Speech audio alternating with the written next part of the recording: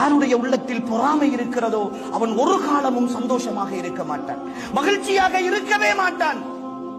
அவனுடைய உள்ளம் குறுகுறுத்துக் கொண்டே இருக்கும். அவன் யாரை பார்த்து பொறாமைப்படுகிறானோ அவன் நிம்மதியாக சுற்றி திரிவான். அவனுக்கு இவனை பற்றி எந்த அக்கறையும் இருக்காது. ஆனால் இவனுக்கு அவன் கடந்து போகிற பொழுதெல்லாம் நெஞ்சுக்குள் இடிக்கும். அவன் தாண்டி போகிற பொழுதெல்லாம் வயிறு எரிந்து கொண்டே இருக்கும். அவன் அனுபவிக்கிற ஒவ்வொரு ரூபாயை பார்க்கிற பொழுதும் இவன் நிம்மதி இழந்து தவித்துக் கொண்டே இருப்பான். இவனுடைய தூக்கம் பறிபோயிருக்கும், இவனுடைய சந்தோஷம் பறிபோயிருக்கும். குடும்பத்தோடு மனைவியோடு பேசுவதென்றால் கூட இவன் அடுத்தவர்களுடைய குறைகளை தான் பேசிக் கொண்டிருப்பான். இது ஆண்களுக்கு மட்டுமல்ல, இந்த நோய் பெண்களிடத்திலும் அதிகமாக இருக்கிறது. இந்த பொறாமை என்ற குணம். இன்னொருத்தி ஒரு நகையை போட்டு வந்தால் கூட அவள் ஏதோ ஒன்றை சம்பாதித்து அவனுடைய கணவன் வாங்கி கொடுத்திருப்பான், இல்லை அது தவறாகவே வாங்கி கொடுத்திருக்கட்டும், அதை பற்றி பேசுகிற உரிமையும் அருகதையும் எனக்கு கிடையாது.